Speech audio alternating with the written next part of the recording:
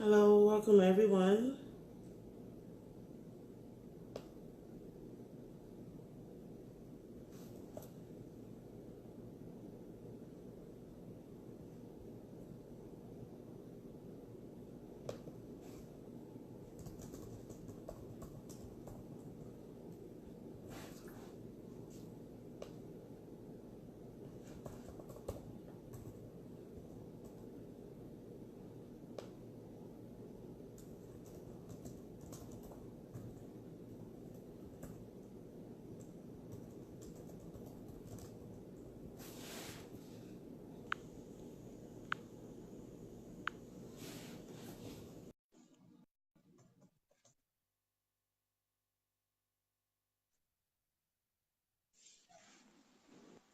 Hi. Hey, Merlin.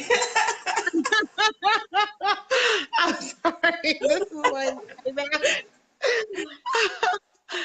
And How are how was you? work? I'm good. Welcome Good to to see you. same here.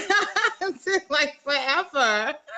I know. So what I'm gonna do now, I'm gonna go right away and maybe just I'm gonna shoot you a blast so you can just post on your Facebook and your WhatsApp stuff so people can join us. Okay? Okay.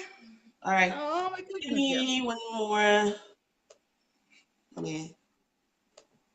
Hope you got at least a little bit of sleep.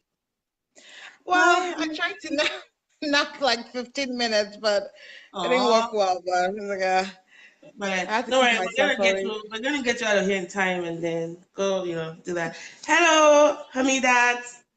What's up, Mr. Muiwa? Yeah, thank you all for joining. We're gonna get started shortly. Just need to send some announcements out. Mental health among the African community.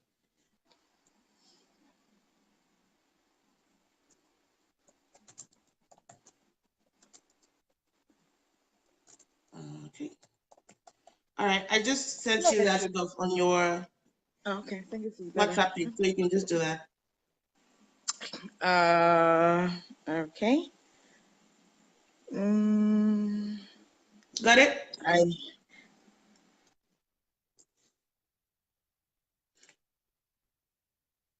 Should be in WhatsApp. Mm,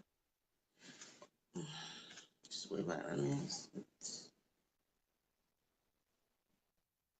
She's frozen. Okay. I think others well. Yeah. Not gotcha. bad. All right. Sorry, I All had right. to switch and whatnot, but I'm back. Okay. Welcome All back. right. All right. I'm just gonna start with the jingle and then we can go right to the substance of the show. What's up, babe? Oh, my husband is here. He had a Hi, 66 today. Title. Both of you are like on working in your last energy power because he was on call overnight too. Oh, well, welcome to this. This what I call welcome to the hustle. I tell you, right? The streets must eat. Welcome Anyway, to the welcome hustle. everyone. Thank you for joining the show. This is the More Sibyl Podcast. This is a live show of the More Sibyl Podcast. Basically, this is where I bring my guests on, like physically, we have face-to-face conversation on issues that are important. So today, check out www.mosibyl.com. That's mosibyl.com, and there you'll find links to other videos I've done, as well as other podcast episodes. If you want to be on the show, just holler at me and then I can bring you on. Basically, it's just a way of building community and letting people know, hey, it's okay not to be okay, and then there's a community for you out there. All right. So, and my special guest today is none other than Miss Ogechi Miriam also. Actually, we go Hi. quite a little bit of a ways. Um, 2000 and I want to say 2003. Oh, actually, no, No, 1990s. way earlier than that. Girl, yes. Way earlier than that. So we went to high school together, and just shout out to Federal Government Girls College, oh yeah. And her older sister and I were actually in the same cohort. You're like a year junior, right? Yeah, you were here. You're my Oh yeah. senior. You're in Okay, Kelechi. so just just 1 year, gap between us, and yeah, we went to boarding house together, and then I didn't really know so much about you in school because your sister was just a popular brat, like I'm rolling my eyes. I know. And then anyway, she moved here. We're gonna explore that. She moved here in her teens, and since then she's been involved in a lot of stuff. And currently, she's a psychiatric registered nurse in Laurel, Maryland, and she's also in grad school to become an FMP, a family Oh, nurse practitioner. That's like, wait. I mean, they're almost.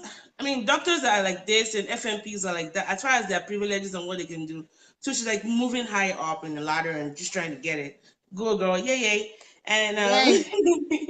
she believes in working hard and playing hard. And as a nurse, she wants to care for people who most of the time feel hopeless and lost in the world. And sometimes she says she doesn't help but wonder, like, what if they had lived their lives to the fullest? Would they be happier now? So she thinks that life is short. Stop to smell the roses anytime you get. Life is beautiful. We just need to live it. All right. So everyone, join me in welcoming Ogechi to the podcast. What's up, girl? Hi. Hi, everyone. All right. Well, nice to have you on the show. Now, Thank let's you. let's start with a very open-ended question. Okay. You grew up in Nigeria, right? Yes. What was that like for you, and how old were you when you moved to the US? Uh, we moved here when I was 18, as a matter of fact. I just turned 18. We came in July. My birthday's in April, so I just turned 18. Growing up in Nigeria, I hate using this word, but I want to say it's a typical Nigeria upbringing. What You does know, that mean? I do know what it means, but for those that don't know what it means. I mean, like because the reason that I like to say that is because when you talk to several people, you find out that you did not know them from anywhere, or even if you just knew yourself in school, you ended up experiencing almost just about the same thing. Almost. Family values were, maybe a little different, but at the end of the day, it all circled bound to the same thing where we all had to act a certain way and be a certain way and make the family proud. And my parents are loving. My parents were strict, but very loving, I must confess. Which Nigerian parents are these strict? Find me Exactly. one, at least one of the dyad, like at least one of them will be strict. Almost like they want to do good cop, bad cop, or in some cases, Exactly. all bad cops. Exactly. The whole process of growing up in Nigeria through the ups and downs, and God knows I was a child with a mouth, and I was very strong-headed. And Lord, I don't know how my parents got through with me, but oh Lord, if I have a child like me, I'm gonna have to question God a few times. But You anyway, were gonna have a child like you, because you know how they say, I mean, like, stop that. Lord, what you Get trying to ready, do? girl. And you know how they say the future of the latter is gonna be greater than the former, right? Sorry, glory, Eh, glory, yeah. They're so coming with three parts of glory. you know so growing up as a child, it was, I was taught to be um respectful. I was taught to be hardworking. I was given principles. And to be honest with you, now looking back as an adult, I'm very grateful for my parents sending me to a boarding school, because that has given me the independence that I have right now as an adult. And God knows, if I could do the same thing with my kids, well, ask me about that in like the next 10, 15 years. I would Yeah. most likely say yes. And right now, I might question my gender right now, but I definitely would want to um almost walk the same path, in the sense of upbringing, and teaching them the values that I learned as a child. Coming to America was, Yeah. for Not the name me, of the movie, by the way. no, Lord, migrating to America was I I commend my parents a great deal, because I think that was a big move, especially with the amount of kids that they came with. But for me, it was more of, I did not have any idea of what my expectation was, or I just knew I Mm. had to come and survive. That was it. It was like, you come and start a new life. Okay, here you go. And for us, it was right into school. We got into Montgomery College right immediately. And my father was like, okay, you're gonna start school. And I was like, okay. And then you have to work. Now, keep in mind, I never worked. in my life. I never, all I did was go to school, and Yeah. that was a little of the struggle. So it was going to school um, and just being a child. Now here I am in America, where it's going to school and working and being an African child. And trust and believe, How old in are America, you? I was How old? 18. I was 18. Okay. Okay. I was 18. So all of that, it kind of, and I think that's where, again, where the independence as a boarding school child helped me um, in the struggle of trying to fit into the American system. At least I would say for the first 5, 6, 7 years of my being here. Um, so that's the struggle, and so maybe that's a whole topic for another full day. But Yeah.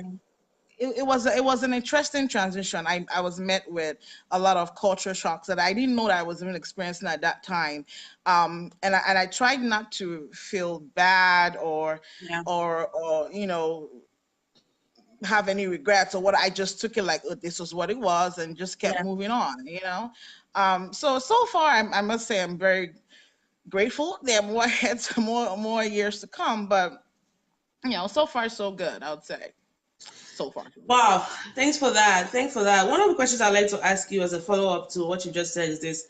I noticed that in talking to some of my friends that came here like you did, just a very few percentage of you really get it right as far as trying to just, take that as an opportunity and then run with it. So here's an example. A handful of people that I know like you, when they start working and schooling, it's very hard for them to balance that, have that balance between work and school while in your teens. And so their grades fall out of the way and they don't do so well. And of course, that kind of derails you into a different path because you're not here to like at least get into college or a good job or whatever that might be. You need a strong GP and all that. So how would you say you're able to balance those two things, like working in your teens, given that you had no expectation of that while you were in Nigeria, and then also the strangeness of this place and just everything, and how were you able to keep going on despite all the things you had to do? I don't know if that question So makes sense. I can reword it if. no. I think I get your question. So like I said, the transition was hard, but let me just digress for 2 seconds. I'm going to digress for 2 seconds. When people ask me now, how to go through the process, when it comes to America and trying to settle in and how to get through things, I always tell them I cannot really give you my own typical example, only because I had the best support ever. My parents, they had to pay the bills and I had to go to school.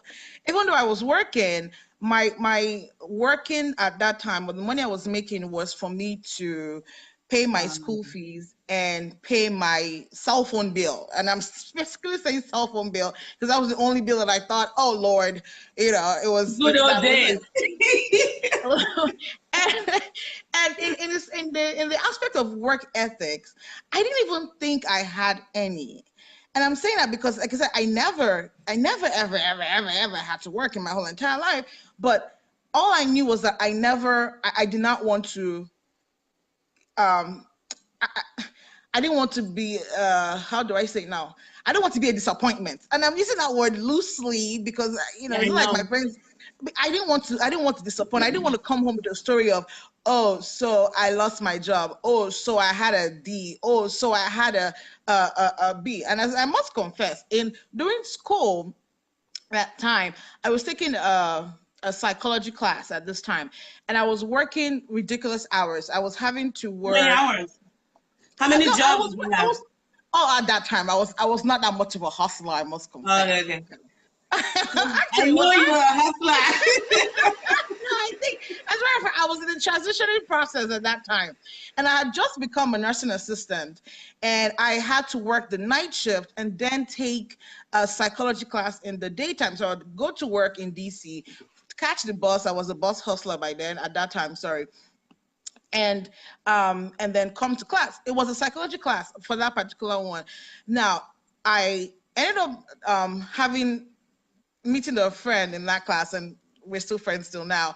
But Yeah. I was so distracted, and we would talk at the end of we would sit at the back of the class and talk, and barely listen to what the teacher had to say, and I'll go to work and pretend to read, and it was a struggle. But at the end of the class, I had a D. not a good look, exactly. And I was like, oh Lord, this is The bad. This is Nigerian in me was bad. afraid of it for a moment, even though it was in the Oh, past. Like, I'm so oh. scared for you right now. But go ahead. So I did this class. Now, nobody had to tell me to retake this class. I had to retake the class. But guess what? I couldn't tell my parents I was retaking this class. I just told them What I did was you taking. say? I just told them I was taking. I think I told them I was taking the second part of it or something. I gave them the perfect. I'm sure my father watches this. He'll be Like, like, oh, it's really? really the second part of the test, just like it's in the test. I said I was taking the second course, but because they didn't quite understand the American college system there. So most things that I said, they believe, but I kind of had to come up with a good lie, or should I say? Anywho, so after retaking this, when I had to retake this class, I said to myself, well, we cannot be doing this all the time. I have to work and I have to pass. So the hustle like doubled up times two. So my father would always say, I know you have to work and I know you're working hard, but work is not a priority. School is a priority. Yeah. He would always hammer that and say school is a priority. You're here, you're not here to just work, you're here to do school. At this point, your mom and I would deal with the school fees or whatnot, or whatever the case may be, even though half the time for the most part, I paid my schools out of pocket, but he will always stress that school was the priority and I should do better in school than anything else. Yeah. So my focus really had to change. And luckily, I had to drop from working full-time hours to part-time hours. So it was, it was that. But the transition was, it was a hustle from So having to I pass my want to imagine pocket. that your like what you learned in boarding house, like that's independence skills to how to be independent, how to just hustle as it were. That kind of Mhm. probably also helped you as well. And the Nigerian resilience, like man, we gotta You make it know what, count. carry last. You know exactly. We know they carry last. Nigerian know they carry last, meaning that when you try to strive for excellence in everything we do. Now, Mr. Right. Popola asked this question about didn't they restrict the number of hours you had to work as a student? So I had to clarify that, not if you're on a green card, which I assumed you were on, and Right. only if you have like a student visa, which I was on, you couldn't work outside of campus. So I see that as well, it depends on how you want to see it. Sometimes there can be advantages and disadvantages to both of them. So good. Right. So currently you're a nurse, and I know you come from a family of nurses. Of course. Me, my So mom, and why, my dad. So that's really beautiful. What would you say shaped your what's the word your dream or shaped your goal to become a psychiatric nurse? Like why psychiatric nurse? okay, so I can either be very honest or uh try to be unnecessarily Say that it is. Say that is. Say that it dramatic. is. After I finished nursing school, uh I wanted to be a labor and delivery nurse because it's like, oh, I'm gonna be bringing babies into this world, and I had this like perfect dream. However, reality hit me more than my dream did, and I believe that things happen for a reason. And I got into psych as my first job. Okay, um, getting into psych as my first job, I must confess, the very first day as I was walking into the unit, there was we call it a physical hold, but this was more of them trying to take down a patient who was very aggressive and needed to be medicated. So I was shocked and I was like, oh my God, to even give Brother. you how interesting I became a psych nurse. Out of all the courses in nursing school, because we have to take like med surg and labor and delivery and pediatrics, so you have to take every aspect of nursing. Psych was where I had the biggest struggle in school.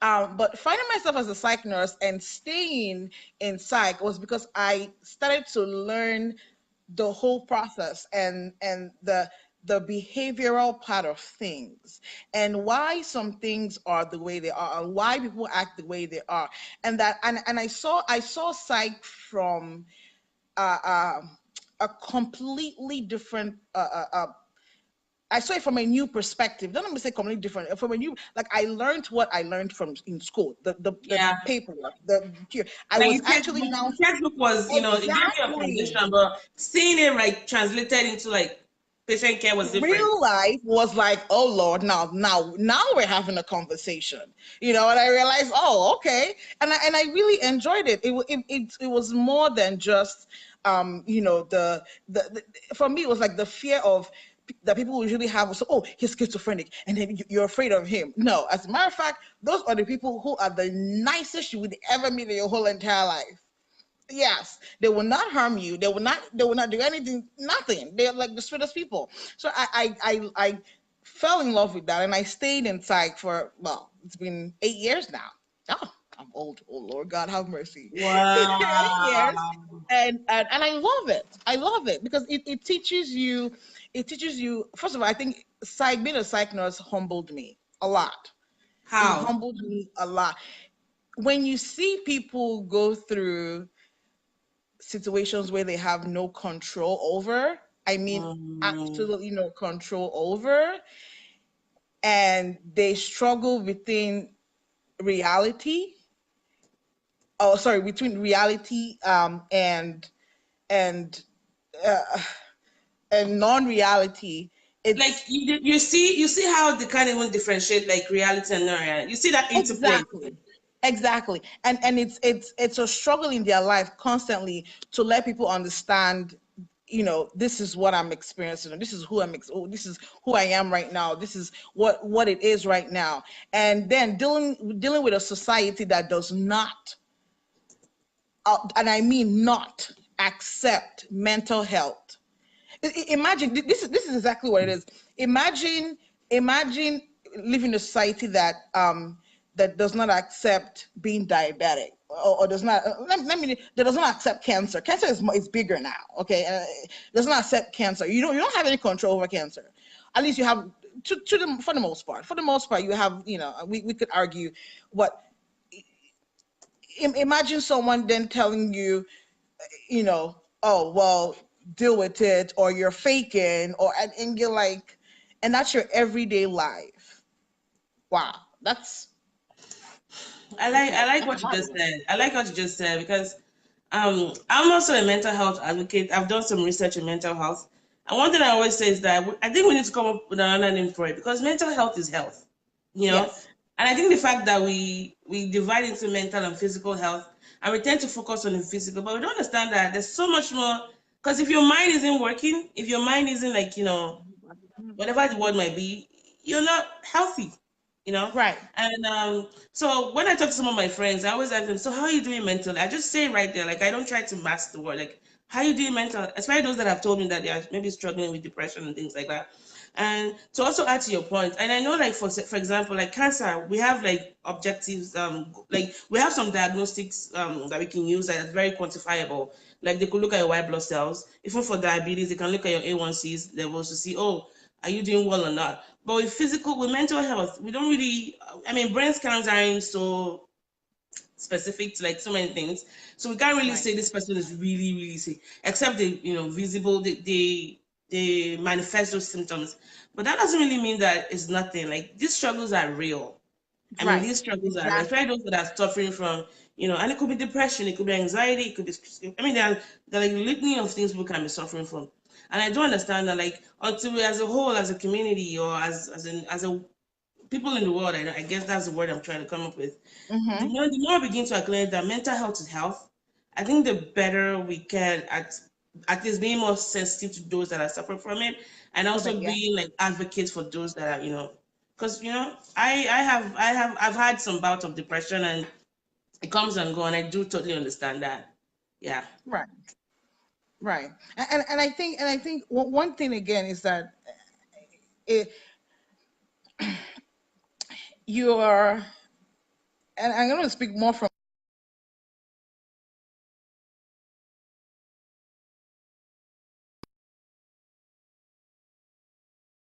Right. I mean, you know, of all you know, time. Sorry, go ahead. no, And no, I no. I'm didn't saying know I couldn't. you're always expected to be strong, to Yeah. face it as it is, Yeah. to not complain, and every now and then you mourn. But the moment you mention the word depression, or everybody's like, oh Lord, and I'm sorry, whoever is listening that we all have different views. It's like, you can pray about it, but there's more to just praying about it. Oh yeah. There's a whole big part of praying about it is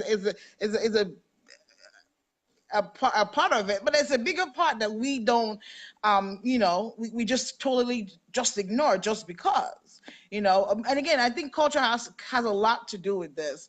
Culture has Yeah. a lot to do with, of course, have the things that we do, but I think that when we eventually can have change our mindset, Yeah. if we can change our mindset about mental health and really accept it for what it is, and understand that anybody and everybody can go through it, can go through the whole process, can go through the illness, and that it really is just a thin line. It's a It is. very, It is. It very is. thin line It from is. being sane and normal today and crossing way over to the other side. And I think if people Yeah. really understood, that's how easy it can be, I think people would be more, what's the word I'm looking for now? Empathetic. More receptive. Empathetic. You know, empathetic. Exactly. That's the Yeah. word. Yeah. Empathetic. Yeah. Absolutely. Yeah. Mm-hmm. And I say until it happens to you or somebody you love, until you see them go from who they used to be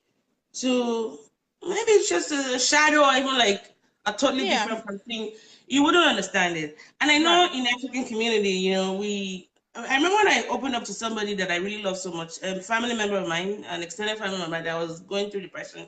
Her first words for me were, oh, as a child of God, you shouldn't be depressed. As a child of God, you shouldn't have anxiety. You should just pray more. You don't have enough faith. And wow, I was like, wow, thank you very much for that.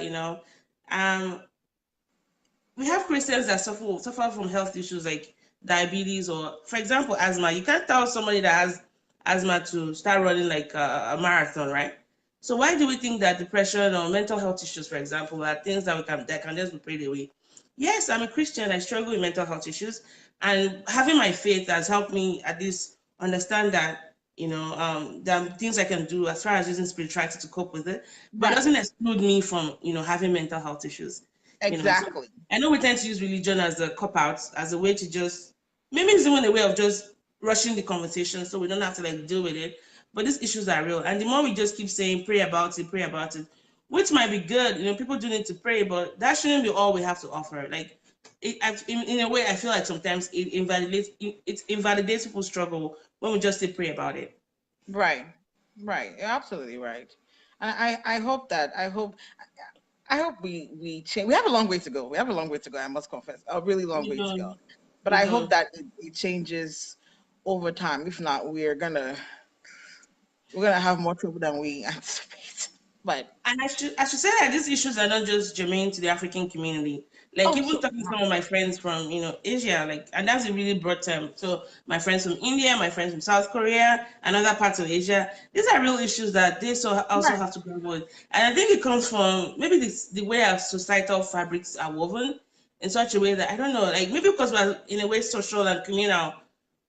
Like you saying you have depression speaks ill of those around you right, because of that. So take for example now, if a child is raped if you're raped, you don't want to tell your parents sometimes, or your parents don't want you telling everybody because it brings shame to them. Like you've brought shame to the family in a way. like it's your So fault. it's your fault in a way. Like I don't know how as a baby or as a child that was your fault. To be raped and all that. And so I'm trying to find an excuse, well, a plausible explanation as to why mental health issues are stripped under the carpet, and we're just not, or even in some cases, just totally ignored, or we're told to do a totally different thing. And I feel like some people really struggle. And I think one of the things that really helped some of my friends is telling them, hey, you know what? I was heavily depressed. That I mentioned like some years where I really had like strong bouts of depression. And then I went to therapy. Like, I talked to my therapist. I found a very good one that could listen to me, that was vested in my journey, in my health, and was going to provide me with, just, the answers I needed. And they're like, Right, wow, you go, I'm like, yeah, you go to therapy. Like, initially it was difficult for me to say I had depression because, I'm a type A personality. I'm upbeat, I'm optimistic, but then life happens. Like, Hmm. no matter how much you want to put your mind together, some things just, like you said, they fall through the cracks. So, like, it's okay not to be okay, and it's okay to seek help, is what we're trying to say. Like, if you struggle with any form of, anxiety or depression, or even any form of mental issues that we have never mentioned here, go seek Yeah. help. It's okay. It's okay. Yeah. I don't know if you wanted to add to that. No, I totally agree with you. And even in our work, and I'm saying this because it's even with we who are supposedly in the healthcare field. When you talk about seeing a therapist, they're like, well, she's seeing a therapist, or oh, that person is taking medication, or well, you're a nurse, you should Yeah. know better. You're in the healthcare field, you should know better, and Yeah. it's the stigma lives on, and it's until we can really accept it and understand that, hey, it's like you said, it's health. It's not just, it's health as a whole. Your mental health not being the in its right frame or the right way can affect your whole body in 2 seconds, like that fast. It really can. Yeah. So I think if we can understand that, we would have, we'll be better off. We'll be way better off. At least we'll know where to, I'm trying to say, we'll know where to start for when the when the problem starts. But Yeah. yeah, I agree, and I'm very much because one of for my job, one of the things I really do research I do is understanding human behavior, and right. there's so many. I mean, it's such a beautiful thing to get at why people do the things they do, and you find at least on average, like successful people, from what I've experienced, and also from research, is people that have risen above stuff. It's not by just repressing their emotions or just denying the problems, but those that are they've gotten to a point of that self-realization or awareness that, hey, okay, there's a problem here, and this is what it is like to struggle with such and such, and this is what I'm doing to help such and such and such. So to me, what I'm trying to say is that it's not a sign of weakness to admit that you have any form of mental health issues. Yeah. I mean, find people you can confide in. You don't have to make it a public announcement on Facebook or Instagram and say, "Oh, I have depression now." Now, find people that you can talk to, and then let them find people because people that really care about you, they want the best for you, and they might not come at it the right way, but they do want the best for you. Right. All Right. right. And to kind of add a little to what you had just said, um, social media these days is kind of where we're on social media right now having this conversation, I and know, I especially those know. who I like run and of it listen to all of that, you know. But in as much as you have to also curtail what you post and what you share about your life, at the same time, if you feel um, if that's a way you're going to use to express yourself, Yeah. because some okay, for me, I'm a kind of person that if my insecurities, when I talk about it, it's a way for me to challenge it. Okay, it's a Yeah. way for me to deal with it head on. I might be talking to you about it and I might be scared back, crazy scared about it, like, oh Lord, oh Lord, oh Lord.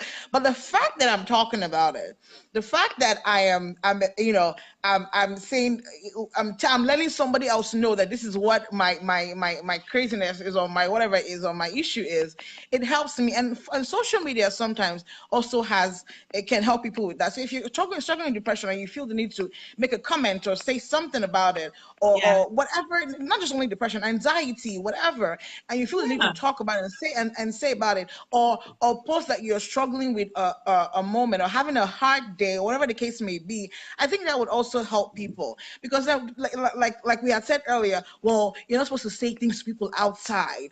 What if that person is the Including. person that's actually going to How do you help bottle you? all of that inside? Exactly. What if that person is just the person who's going to help you, and you're supposed to, just talk to family members, and family members sometimes are the worst people to even help you with things like that. And I'm saying maybe I might even be the worst for my family, because I'm a very, like, so it's a matter of fact person. Yeah.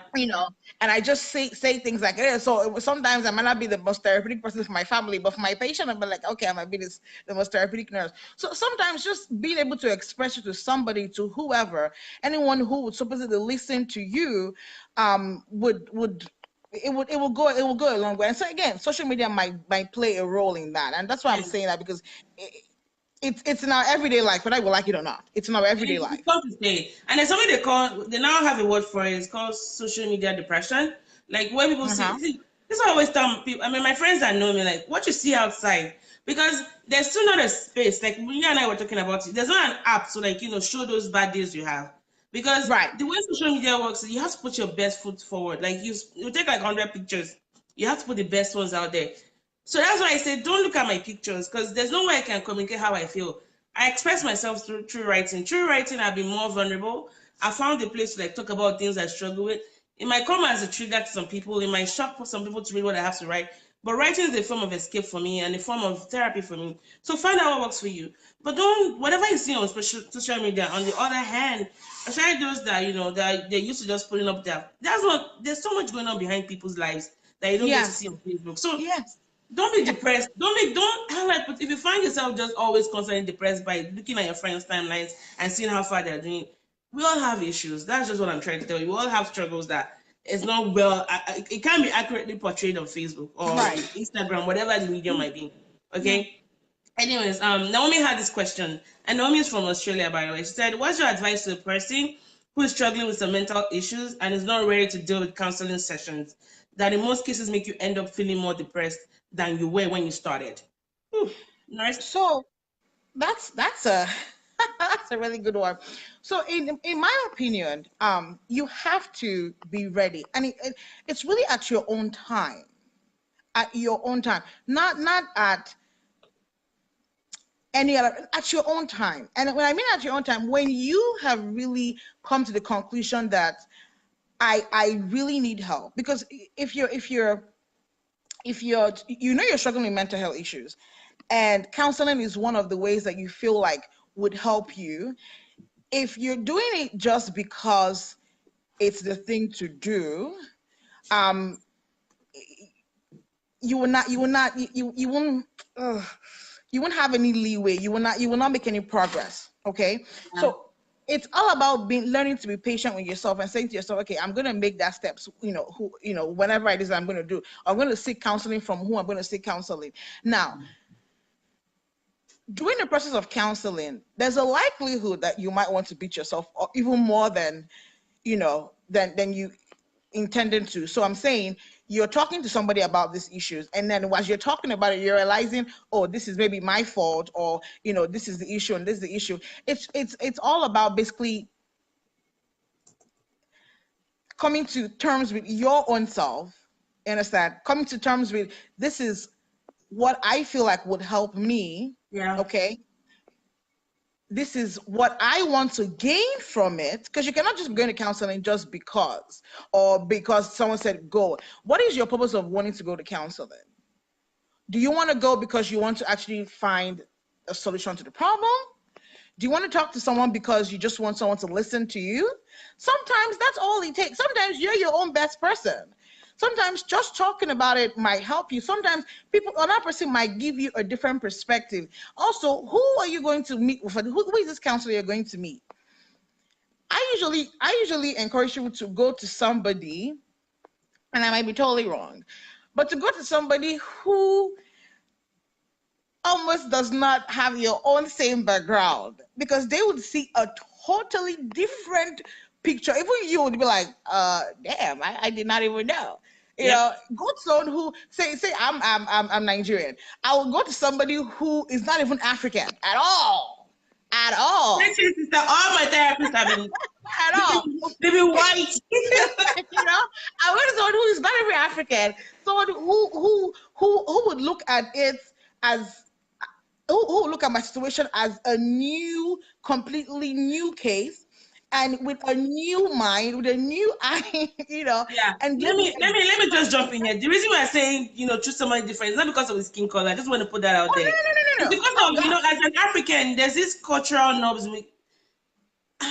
there's this cultural norm that we kind of bundle together, and I feel like my therapist might necessarily not understand. Like they might just try to overestimate that and be like, oh, maybe it's because of your culture. But then find somebody that at least is sensitive about your culture, but not from your background. I think that's what I'm trying to say. I don't know if that makes Right, sense. right. And I guess she had mentioned something about not being ready to deal with the counseling section, let's say sessions. So if you're not Yeah. ready to deal with the counseling sessions, then the question is, are you really ready for therapy? Are you really ready to solve the problem?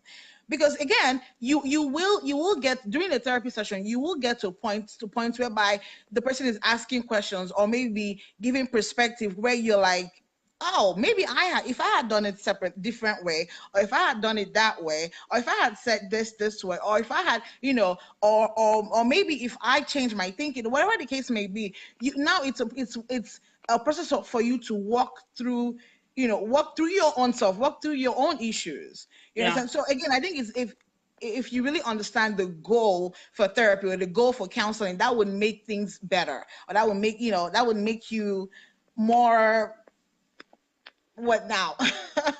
More I apt to understand. go Let me through let the me whole let me feel the process. part into that. Now, like you said, before you go to therapy, you must have a goal. Like, Right. okay, like maybe have something, maybe for example, I've been battling with depression and I like to find out why I've been battling with depression. Because until you know why you go into that sink into depression, or why you always keep going into those low moments, what's Right. causing it, what are your triggers, what are things that, until you understand the root causes, you probably will not be able to fix the problem, or maybe Right. reduce the manifestation of the problem. So what we're trying to get at is that, what's your goal for going to therapy? Right. Write that down. And this is it. Your therapist should be invested in your well-being. Your Mm-hmm. therapy, and this is me speaking from experience because I've had to change therapists. I've had to change therapists for many reasons. One is when they become, desensitized about what I'm going through. When I feel like, they don't really have my best interest at heart. And some things I don't like to see in therapy, like all this, new ageism stuff, because as a Christian, it doesn't sit down well with me. So feel free to change your therapist. And your therapist will be able to provide whatever is missing. As far as if you feel like you're not loved, they should make you feel as if you're worthy to be loved. And this is why they're still addressing your issues. So if you don't find that connection between you and your therapist, that means it's not just no, it's not a fit. Find somebody else. You Right. know, even if the one appointed to you by maybe the state or your insurance, you can always seek another opinion. Like this is a Yeah. free world now. If you're living in, you can always find somebody else and keep trying until you find that person. Absolutely, absolutely, and I think also, to add to that, don't go with a mindset that I want to hear what I want to hear. You're gonna Yep. have to go. You're gonna hear things that you don't want to hear, and that's why I said come to terms as to with your own self, and with the whole issue. Not fully come to terms, but at least have a slight, understanding of, okay, I have this issue, I have an issue. Just like saying going to doctor as a diabetic patient, you're going because your blood sugars are high, and because Yeah. you're going to be a medic. So the doctor then tells you you're going to take some medication.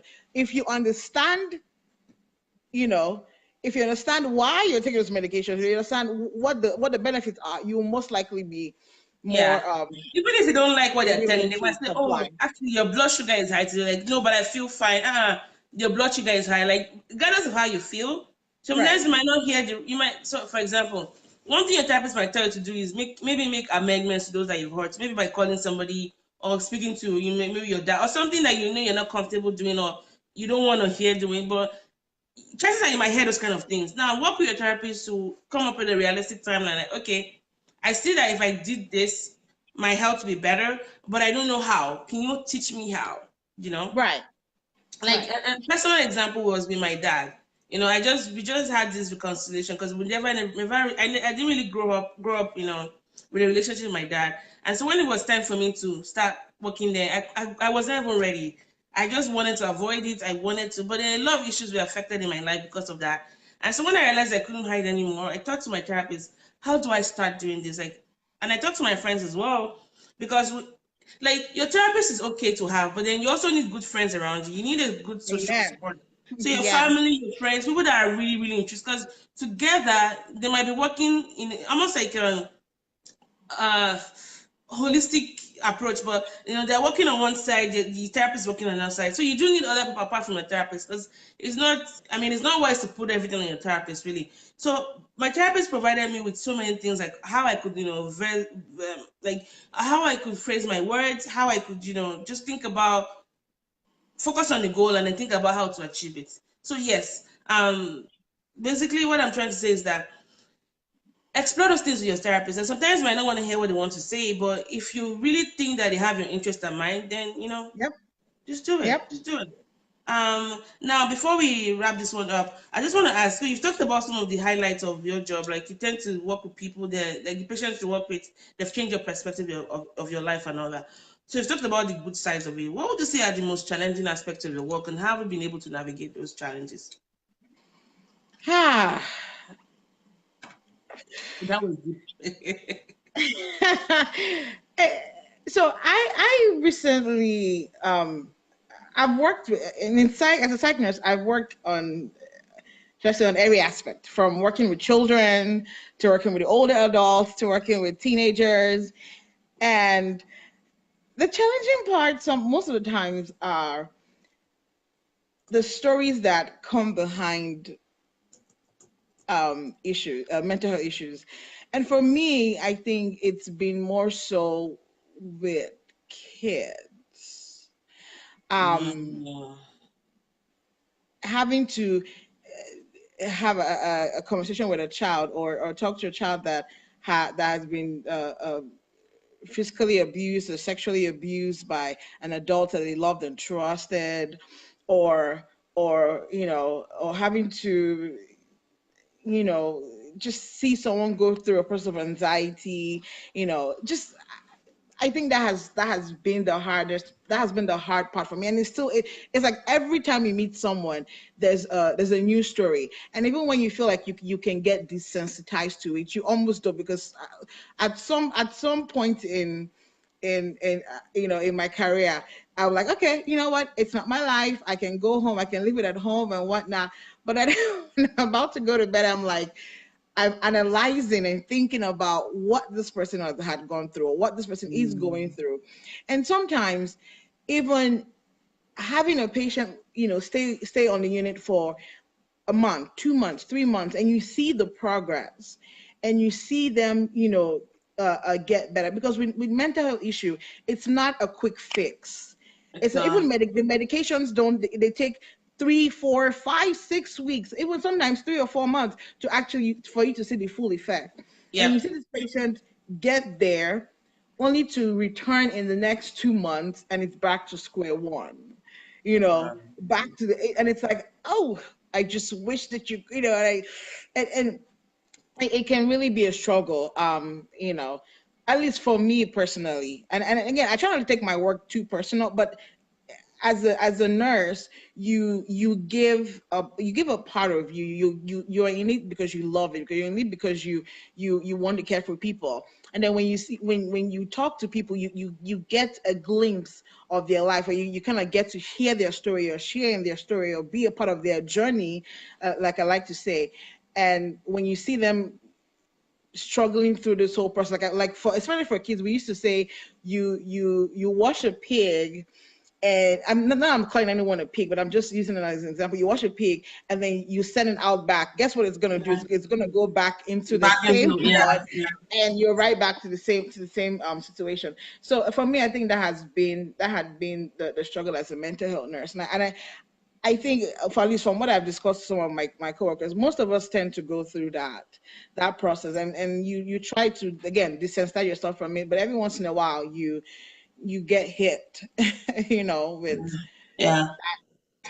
not love, not emotional love kind of thing. But so I think that has been my struggles.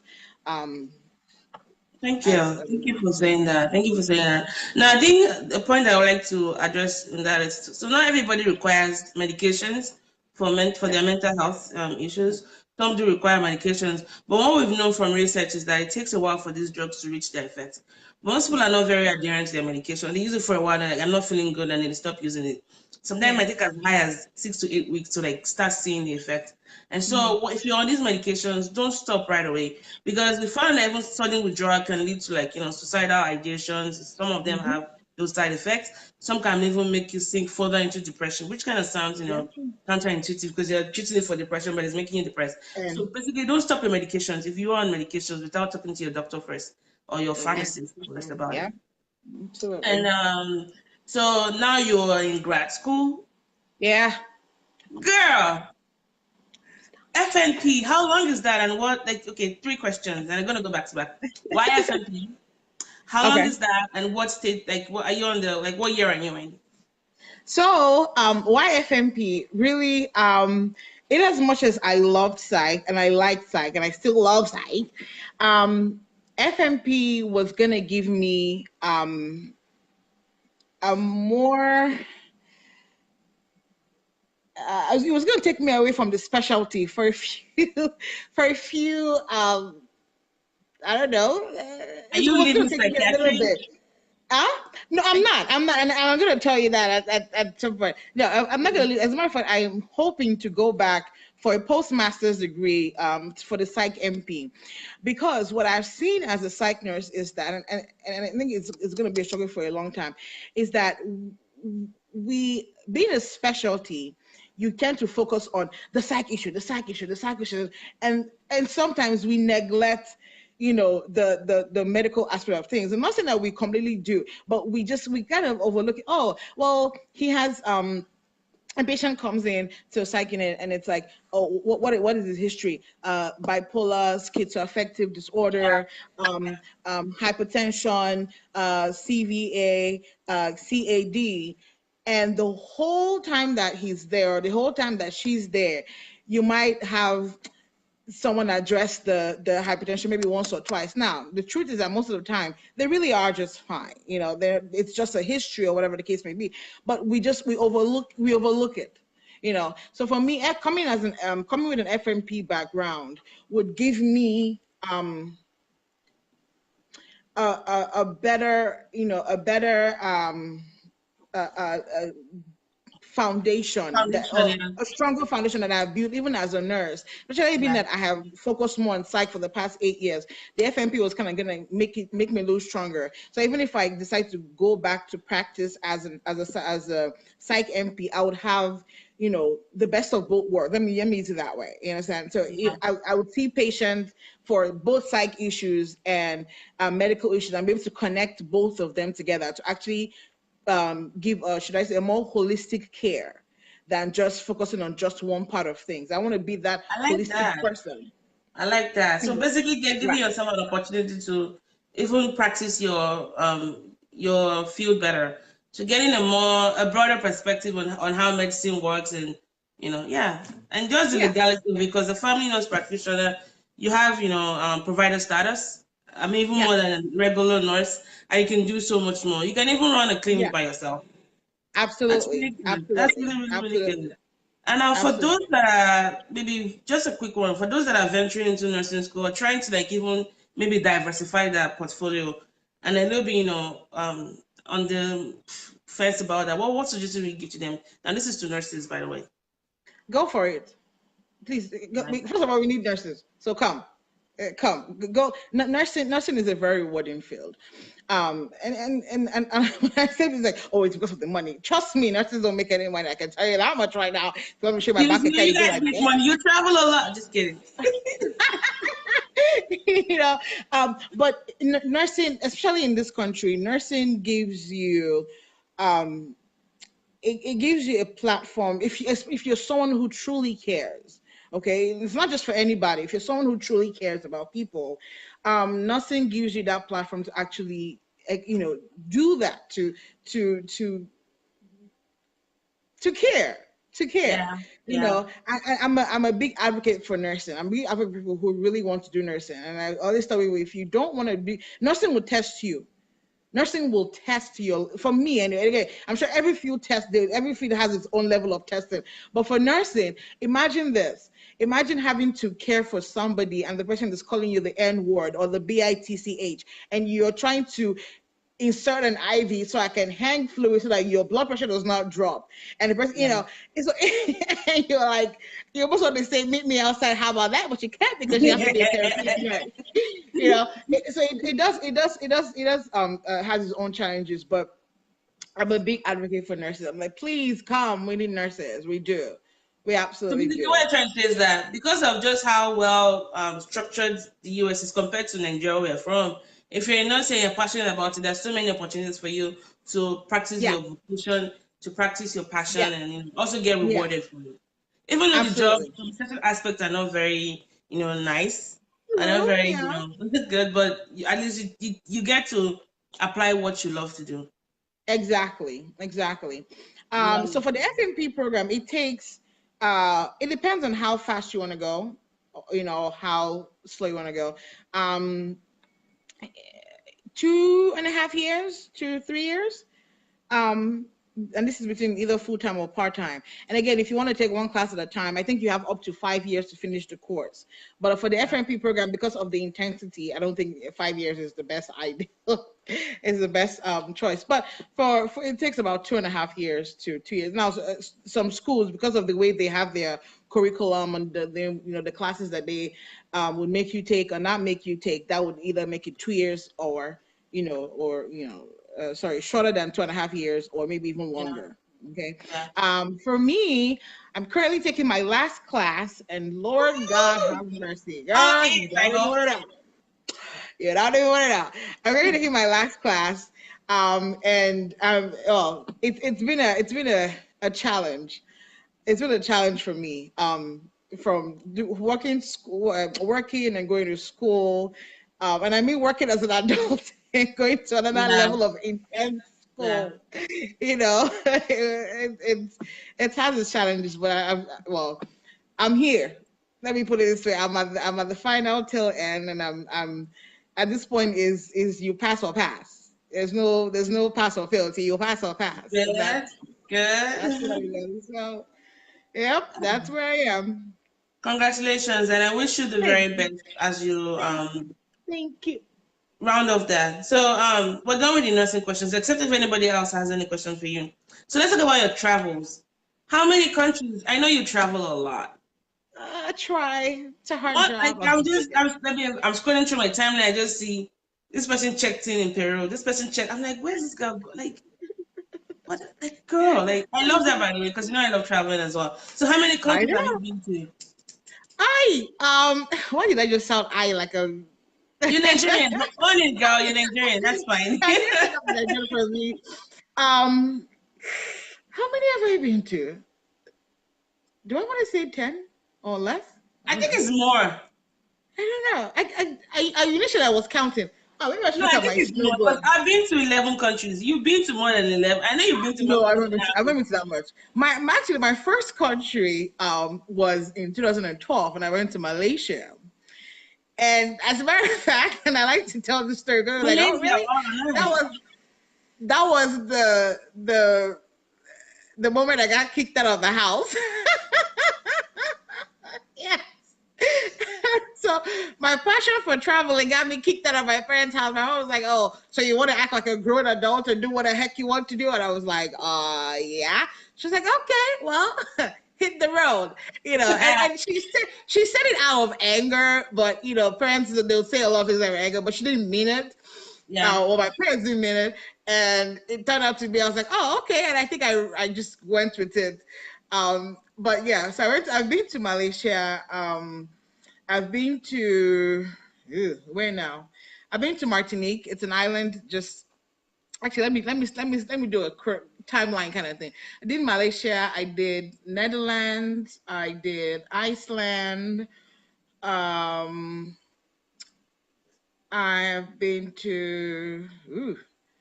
I don't know if Puerto Rico counts Iceland. because it's a little island, but I've been there. Uh, Martinique. I've been to Martinique. I've been to. You've been to those countries that we see their name, I'm just, okay, we But you just, never Maka really know. Pass, like, But that's the beauty of it because when you actually go to those places, you're like, wow, I never knew much about you, but I love you guys, and you always I always like to leave each country with a story. That's what I Oh. told her. I like to really control the story. Let me tell you one funny one that actually happened in Martinique. So to enjoy, I go for short periods, And that's the but to French enjoy, island, right? yes, it is. Yes, Okay, okay, all right. it is. To enjoy the area, to enjoy the travel, the visit, I always like to rent a car because I can go when I want to, and so now Martinique was an interesting one. We got there that night, got the car. We did an Airbnb because we really wanted to kind of feel the place. This was I and my younger sister, as a matter of fact, Yeah, and we got there really late. So we're like, okay, let's go get some food. On like America, where you can get food until like 2 a.m. in the morning. The Martinique was not so much the same. So we wanted to get something quickly. So we got into the car and went downtown, their downtown area, sort of, and we picked up the pizza and we're trying to figure our way back to the house. yeah, And my sister go and I was driving, and then their own driving was a little, not their driving, but the roads are a little very, very different from what I'm used to. and And then my sister Narova, goes, or yeah, very, very, but it's like turn after turn after turn because it's an island. It's kind of built to, fit things. And my sister think, goes, "You hit somebody," and I was like, "What?" And she goes, "You hit someone." Now this is our first night, so I was like, "Oh shoot!" As she's telling me that, a car she like literally comes right in front of me, and almost like you need to stop. So I'm like, what the heck is going on? I swear I did not hear the sound. I didn't even know I had scratched someone. So anyway, we stop, and the lady comes out well dressed and with another guy ranting, and she was now speaking in French. So of course I'm like completely clueless. So my sister's like, well, the French I know is from the shows that I watch. yeah, yeah, Now, I'm trying to look on my phone to do some kind of Google Translate to let her know that I did not know. Google Translate is yeah, my best friend, by the way. yeah, I was like, I didn't know that I hit you, but I wasn't trying to run away. I'll take care of everything. Cut long story short, a couple where they were walking by the side of the road. Luckily, she spoke English, so she comes and she's like, "Oh, do you need help?" And I said, hello, yes, I do." So, and long story short, she, does the translation for us. And I said to the girl I hit, I said, "I'm sorry, I didn't mean to. Da, da, da, we just got here tonight and all that and all that." She's like, "Oh, really?" Now, she was furious at the beginning of this conversation. yeah. When we started talking. And after she finds out that we had just, we just came that night, she goes, "Well, okay, do you have anything doing tonight?" I was like, "No." She's like, "You want to come Wow. to my club?" And I myself were like, "Yeah." She's like, "Yeah, I have a club. Do you want to come?" So we ended up going to her club. She paid for everything that we did, from Wow. the drinks to, and we had the best fun from the DJ, doing the shout out to our area. And that's an experience that you would it's supposed to be bad, but turned out to be one of the best experiences I've had, traveling. And we exchanged numbers, and the girl who ended up translating, I still communicate with her tomorrow. It's been 2 years. That's Every nice. now and then I check on her, like, "Hey, how are you?" And I think that's what traveling really um does. It Opens your gives you mind. new experiences. It Yeah. opens doors for you. Because now I Mm. would never know, what the future will hold. But I have a goal, and I like to call this a self-imposed objective or goal or whatever, to do 5 countries a year. I like that. Five I think countries I a year. average that. I want to say I do about three. Three, yeah. And this is Yeah. my visa challenges, by the way. If I had a I, green card like you did, honey, you're not even ready for me. I'm gonna be turning out my passports every week. Just kidding. I know. So, and trust me, I've had the struggles that, of having to. I mean, it might change in a few, but that has been the goal. Yeah. So, and like I like to do short visits because I think it helps me kind of see the things that I really want to see. And at some point in life, when I'm well settled and when I have all the money that I need to have in this world, I probably do like, spend more days in each country. But yeah, I've been to a few ones, but Okay. not too much. Not really Yeah. much, not really much, but yeah. Thanks for sharing that. So quickly, what you have? One thing I love about you is this. I love your zest for life. Like you just you love life, and I know I know people tell me that about myself, and I also see that in you. So what keeps you going in a very short sentence? Like what keeps you For going? me, for me, it's the fact that I don't want to have regrets. Yeah, I don't want to have regrets. yeah, I really don't. It's that. It's that. I don't want to have regrets. I can't explain. I can explain it maybe the way that it would make more sense. Because just saying you don't want to have regrets is like, well, life, things can happen in life where you have regrets. You make yeah, mistakes and whatnot. yeah. Yes, you make mistakes, absolutely. But I do not want to have regrets. If tomorrow I die, I want people to say she lived a happy life, or she. And it's not just what I post on Facebook. No, no, it's not. No, no, no. It's way beyond that. I am a very people who know me know I like watching cartoons. I'm a big, literally, this is my life. I come back from work, I take a bowl of cereal, and I turn on the TV, Like a my child. secretary, and I'm watching, what's it called again? SpongeBob. SpongeBob SquarePants. Oh I'm a big fan of really? Nickelodeon. I am. And I'm not ashamed to say that. But that's just to tell you that life is short. Life is very short. And if you're going to live your life with full of regrets, or what people think about you, or how people feel about you, or a situation that you have no control over, you're gonna have a really hard time. And in my Yeah, own nice words, ain't nobody got time for that. yeah. you Ain't know nobody looking for that. you only live once. I said that to someone who was like, nobody says YOLO anymore. I said that's my lifelong motto. You only live once. You really You do. only live once. Yeah, you only have one life to live. You only have one life to live. And for me, Right. it's just the it's no, I don't want to have regrets. So the little things that would put a smile on my face, and even if it's interaction with people, whatever it is, I would do it. I'll take that step. I would, just because, just All right. because. I don't want regrets. I like that. I like that. Thanks to those that have joined us. Jumoke, Abe, Chinwe, Bola, Hi, Ife, and Bella. Yinka. Hello, everyone. My cousin is here. Oh, really? Hello, Yeah, cousin. that's Um, Along that line, practitioner. because we're going to round up now, I like what you said about live life without regrets. Okay, so right after this program now, I'm going to go to my friend's homegoing ceremony. She died last week, I'm and sorry she to hear battled that. she had lupus, which is something I work on as part of my research. So we met Hmm. through that avenue. I didn't even know she had lupus the first time I met her, and then in talking to her, I realized she had lupus. And then as if that wasn't bad enough, then she got cancer, and that kind of just threw her off. And so she died last Saturday. And so right after this, I'm gonna go to her homegoing. And knowing the kind of person Shanae was, her name was Shanae, by the way, you have to show up at your best. So I'm wearing her favorite color, purple, and because purple is also the color for lupus, and we're gonna go celebrate her life.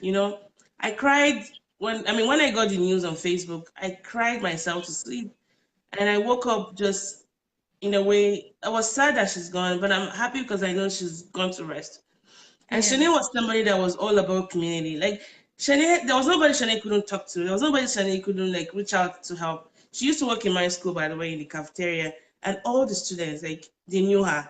Like she would go to their ceremonies. She would go. They knew her as a mom. Like on her Facebook page, the more you think you know somebody, but then when they now die, people now come out and say, "Oh my goodness, This she is did this who for me. this She did that for me." person. To me, Yeah. that's a life of example of a Yeah. life well lived. And that's the kind of person I want to keep being. I want to keep doing that. I want to be someone that I'm not holding anything back. I want to give my best to people. I want to be there when I'm supposed to be there. I want to show up when I'm supposed to be there. I want my Right. word to be my bond. I want to live a life that points to God as well, but also live a life that impacts people, so that when I Right. go, I don't know when, I don't know how, I'm not gonna. I won't feel regretful. I don't know how I'm gonna feel, but I want people to understand that whenever I do go, it's probably my time, but that I've done something. I've made an impact on someone's life, and so Impact. that's my Exactly. challenge living Exactly. life. Like you never know. Like life is so short. You know, I've Right. lost some people this year, and it makes you wonder, like, you know, you wish they could stay around, but you know, it was a time they went. But life is so short. Like whatever it is that is holding you back, as far as I don't know, like whatever is holding you back, like sort it out and start living your life. Like live your life to the Exactly. fullest. Don't hold anything back, because you could get caught up tomorrow and then you're gone, and that's it. You know. So that's just what I wanted to end up, because you talked about living life, you know. And so this is dedicated to Shanae. Thank you so much, and I'm so honored to have met you, Shanae. And you know, I know you're resting right now, and we're gonna go, you know, and just represent you and talk about you, and we'll never forget your legacy. So Yeah, dedicated to my sorry. friend today. She was 50, you know, 50, spunky, full of life. Like she was 50, but she had the soul of a 20-year-old, you know, and they called her Wonder Woman. She used to play basketball in college, very tall, Wow. tall, but not, you know how some tall people can be very, because I'm not very tall. Some tall people can be very, you know, domineering. No, she wasn't. Like she was tall, but there's just something about her that I can't really put into words. So I wanted to end with that. So yeah.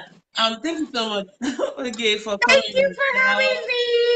I hope you had fun. I hope you had, you know, I did. I did. I'm glad I was able to kind of at least express my views on the topics that we've talked about, because I talk about it, with friends or whatnot, every once in a while. yeah, yeah, But it's always nice to actually just, I think a more official. This is like my first official kind of, opportunity to talk about it. Yeah, all right. with other people. But I think at the end of the day, I'd hope that people really can find their own meaning of what life is or what life means to them, Yeah, and yes. just enjoy it. That's the word. Enjoy Enjoy it, it. enjoy it. And then Enjoy it. finally, for me as a Christian, the hardest times I've struggled with myself was, like, if you life with what a pleasure a life with pleasure that is not bounded by God is meaningless. You know, True. you know. I've experienced some of success in what I do, but the times I've really been down, the times I've really felt like I had no hope, was when I was outside of God. So seek pleasures of life, but let it be bounded by something, because I feel like if there's no boundary as far as the pleasures you seek, you're just gonna keep wanting the next high, the next high, the next high. Exactly. For me, because I'm that way. Like I like to like engage my brain, so I like do like things that are adventurous.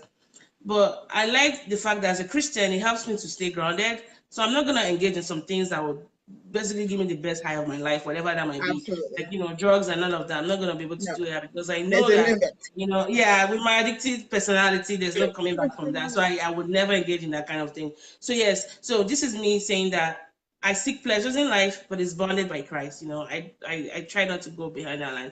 So if you're seeking meaning, maybe just, exploring Christ would be an option too. Anyways, thank you, lady. Thank I you really so appreciate you. I will touch much. base with you. This has been the More Sibyl Podcast show. I'll try to do this as regular as I can, but we do have a Thursday show that is recorded, always available on the website. So go on to www.mosibyl.com. Thank you all for contributing. Thanks for those that stopped by, those that mistakenly hit the button to like join the show, those that came here intentionally. All of you, really, really appreciate you. And so yeah, that's it. Thank you so much, girl. And I will catch up with you on the other end. And go Thank rest. you. All right, bye. Bye. Bye, dear.